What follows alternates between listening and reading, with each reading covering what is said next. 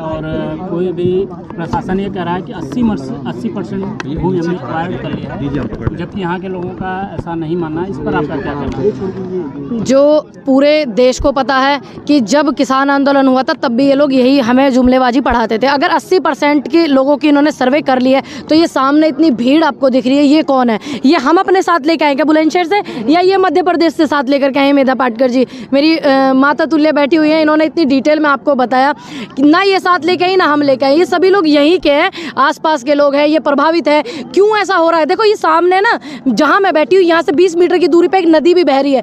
जब पानी का विकास रुक जाएगा, सामने स्कूल है, शिक्षा है, क्यों नहीं यहाँ पे मंडी बनाई जा रही? और यहाँ पे हवाई पट्टी भी है, पास में एयरपोर्ट एक नहीं है कि लखनऊ का हो, लखनऊ, गोरखपुर, कुशीनगर, वाराणसी, इलाहाबाद, 5 एयरपोर्ट है। उन्हें एयरपोर्टों को आप इंटरनेशनल बना लीजिए। और यहाँ से कितने लोग ऐसे हैं कि जो इंटरनेशनल फ्लाइट में सफर करेंगे या वहाँ से चल करके यहाँ आएंगे? फिर एयरपोर्ट के लिए जो जमीन एक बार होती है वो कौन सी होती है? जो उपजाऊ नहीं होती है। और इनकी ये जमीन उपजाऊ जिनसे ये खाते हैं भोजन, और उस जनता, यही जनता उसी में से उगा करके भारत को और उत्तर प्रदेश को टैक्स देती है, जिसकी वजह से ये जो जितने सारे लोग मेरे प्रशासन के भाई खड़े हुए हैं इनकी तनख्वाह जाती है। ठीक, उसके बावजूद भी हमेशा से पीड़ित सिर्फ किसानों को और मजदूरों को ही क्यों किया जाता है? जुमलेबाजी तो जब भी दी गई थी, जब 13 महीने देश में इतना बड़ा आंदोलन चला था, आज़ादी के बाद से 1947 के बाद से इतना बड़ा आंदोलन चला था, जब भी इतनी सारी दुहाइयां दी गई थी, लेकिन फिर भी बैकफुट पर जाना पड़ा सरकार को। क्यों जाना पड़ा? सभी को पता है कि सच को आज कभी नहीं होती है, इसलिए हम लोग सच के साथ हैं। और ये इतने सारी महिला जो बैठी हैं, महिलाओं के साथ में इनकी बदसलूकियां करना, कुछ लोग ऐसे होते हैं जो वर्दी को भी बदनाम करते हैं। मेरी बहन बता रही थी सुनीता अभी आते ही मुझे तुरंत कि मुझे इतनी बदतमीजी की गई पुलिस के हमारे भाइयों ने। तो मैं सबको ना बोल करके उनको तो बोल सकती हूँ ना जिन्होंने ऐसी हरकत की। ये मेरे उत्तर प्रदेश या देश की पुलिस का काम ये नहीं है।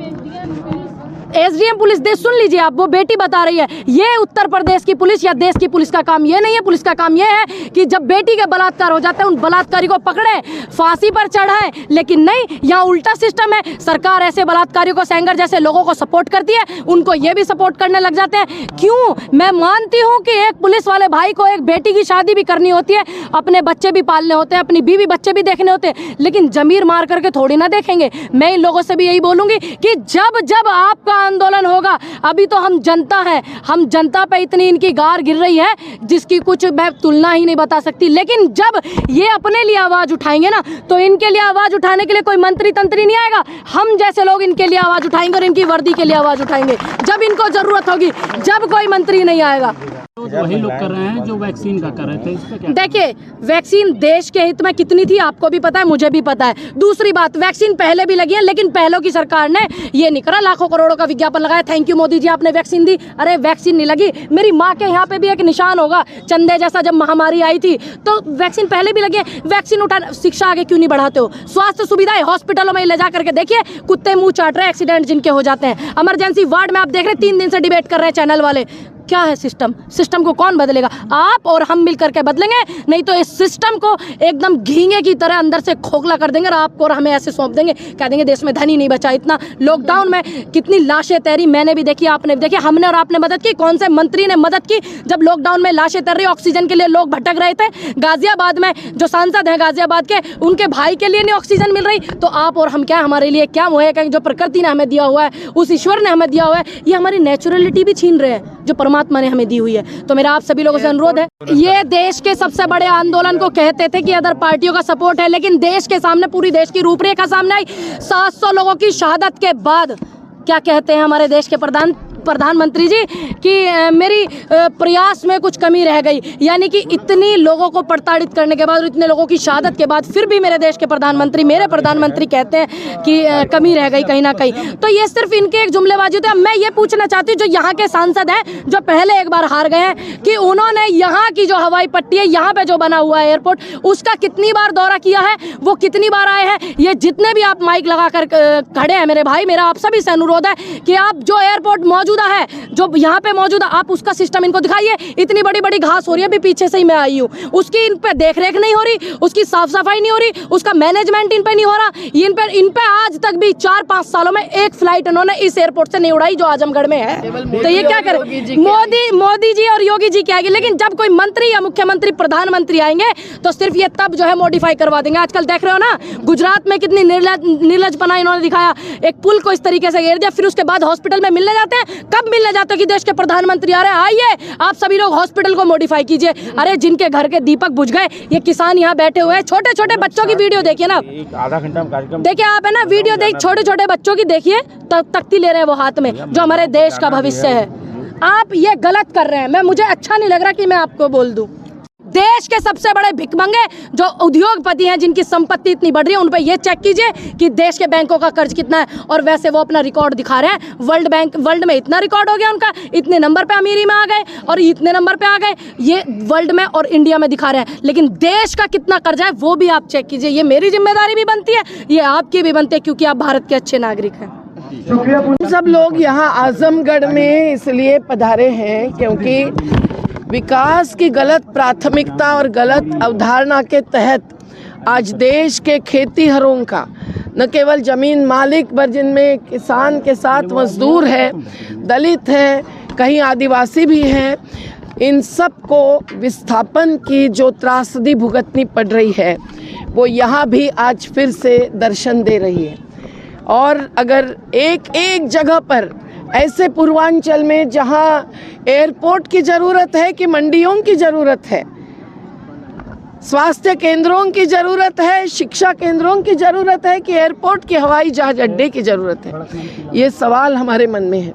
और ये मंजूरी एयरपोर्ट को 8 किलोमीटर तक लंबा चौड़ा करके अंतर्राष्ट्रीय बनाना, जबकि अंतर्राष्ट्रीय पूंजी तो इस देश की आत्मनिर्भरता ख़त्म कर रही है। लेकिन लखनऊ में अंतर्राष्ट्रीय एयरपोर्ट है, इलाहाबाद में है, कहीं कहीं है, और फिर भी यहाँ लोगों की ये हरी भरी खेती, ये अन्नदाताओं की जीविका का एकमात्र आधार, यहाँ के ये हरे भरे वेंटिलेटर्स के रूप में खड़े पूरे पेड़ पौधे और हरा आच्छादन और इनके आवास किसान मजदूरों के, इस सब को उजाड़ने के लिए किस प्रकार से साजिश चल रही है। जब हमको पहले मालूम पड़ा कोई वहाँ मध्य प्रदेश का श्रमिक अपना खेत और अपना घर जा रहा है इसलिए दौड़ के आने लगा, तब तो क्या देखा कि पुलिस बल के आधार पर धन बल के साथ जोड़कर ये आक्रमण कर रहे हैं। 1894 के बाद 2013 का जो कानून बनाने के लिए हम लोगों ने जान छेड़ी और ये कानून बनाया, क्या आपके डीएम साहब से लेकर सीएम साहब तक किसी ने ये कानून पढ़ा है? इस कानून का अमल न करते हुए, एक नोटिस भी न देते हुए, कहीं सामाजिक असर हो रहा है, पर्यावरण पर असर पड़ रहा है, उसका अभ्यास न करते हुए, ग्राम सभा से ग्राम पंचायतों तक किसी को सहभागी न करते हुए पुलिसों को ये बलि दे रहे हैं, पुलिसों को आगे कर रहे हैं और उनके बल पर कुछ लाठियां भी चलाकर खेतों में घुसकर ये इस प्रकार के जमीन का कब्जा कर रहे हैं। विकास क्या होता है इस पर बहस कभी आपके विधानसभा में या संसद में हुई है? कभी लोगों के बीच में हुई है? अगर विकास विकास विकास मतलब मल्टीपर्पज़ योजनाएं ही और मॉल्स और हाई राइज बिल्डिंग्स और हाईवेज और फ्लाईओवर्स यही है, तो फिर शिक्षा, भोजन, स्वास्थ्य, आवास, रोजगार, इसके अधिकार के साथ जो जीने का अधिकार है, मैं अभी आपको चाहिए तो संविधान निकाल कर बताऊं, इस अधिकार को कुचलकर क्या विकास होना है?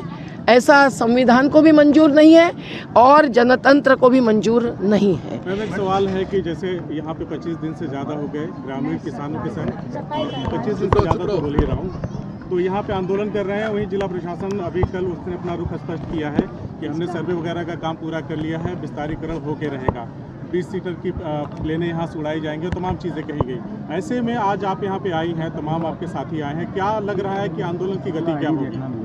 हम तो आंदोलन को अहिंसक रखना चाहते हैं, हम आंदोलन को सत्याग्रह के मार्ग पर चलाना चाहते हैं। हम महात्मा गांधी जी और बाबा साहेब अम्बेडकर को मानते हैं। हम लोग जयप्रकाश नारायण को मानते हैं। हम लोग ये मानते हैं कि जिस प्रकार से संपूर्ण क्रांति की आज देश में ज़रूरत है वैसी है। किसानों ने 13 महीनों में 715 की शहादत देने के बाद 3 कानूनों का निर्णय बदल गया ना। अभी 29 श्रम कानून ये वापस ले रहे हैं। आज़ादी आंदोलन के बाद मेरे पिताजी भी जिसमें थे, उसके बाद एक एक कानून जो श्रमिकों को न्याय देने के लिए बना वो ये कमज़ोर करके 4 कानून थोप रहे हैं। ये हर मुद्दे पर ऐसा ही होता है। वो अड़े दिखाते हैं, वो अड़ंगा लगाते हैं, लेकिन जब चुनाव नज़दीक आता है तब वो झुकते हैं। मैडम एक सवाल है। वो भी 1894 का कानून तो इस्तेमाल करते थे, नोटिस देते थे, नोटिस पर धारा 5 के तहत आपत्ति की सुनवाई होती थी, फिर निर्णय होता था। तो ये निर्णय कैसे हुआ, किसने लिया, ये एक सवाल है। इसमें सार्वजनिक हित कहाँ है, ये सवाल है। इसके अध्ययन कहाँ हुए हैं और लोगों की सहभागिता कहाँ है। और आज देश में ज़रूरी है रोजगार, और रोजगार का सबसे महत्व का आधार है खेती। जो कारखानों से छटनी करके बाहर आते हैं वो या तो पलायन करते हैं, जिनको लॉकडाउन में हमने यहाँ के एक एक जिले के लोगों को, हजारों को रात को 11-11 बजे तक ट्रेन में बिठाने का काम किया था। आज फिर क्या पलायन थोपने जा रहे हैं, मजबूर कर रहे हैं मजदूरों को भी, ये हमारा सवाल है। और लोगों ने का जब निर्णय है कि हम नहीं देना चाहते हमारी ज़मीन, हमारा घर, तो सीएम योगी हो कि नरेंद्र दामोदर दास मोदी हो, इन्होंने जनतंत्र और संविधान को कुचलकर इस प्रकार से जनता पर भी हमला नहीं करना चाहिए। मैडम आपको एक और बताऊं कि इन्होंने जो एयरपोर्ट पहले ही बना दिया है, उस एयरपोर्ट का कितना उपयोग हुआ है इसकी भी जांच जरा आप माध्यमकर्ता करिए। आप भी तो इन्वेस्टिगेटिव जर्नलिस्ट और मीडिया पर्सन्स हैं। दूसरी बात ये कीजिए कि इस क्षेत्र में इंटरनेशनल एयरपोर्ट बनेगा तो कितने लोग उस फ्लाइट में चढ़ने वाले हैं, कि दूर दूर के लखनऊ के लोग यहाँ आकर बैठेंगे पैर पे, ये भी देखिए। हमें याद है एक अरुण जगह पर नदी थी और वहाँ एक नेपाल में एयरपोर्ट बन रहा था। हम जब देखने गए तो लोगों ने कहा कि जब से एयरपोर्ट बना है हमारा एक भी व्यक्ति एयरपोर्ट में हवाई जहाज़ में चढ़ा नहीं है। पूरा उसका मुद्दा विश्व बैंक को भी समझ में आया और उन्होंने उस प्रोजेक्ट का फंड रोक दिया, जैसे सरदार सरोवर का, नर्मदा का भी रोक दिया था। तो अगर हमारी सरकार नहीं समझती है कानून, संविधान और मानवीय अधिकार भी, जीने के अधिकार भी, तो फिर लोगों को संघर्ष करना पड़ता है।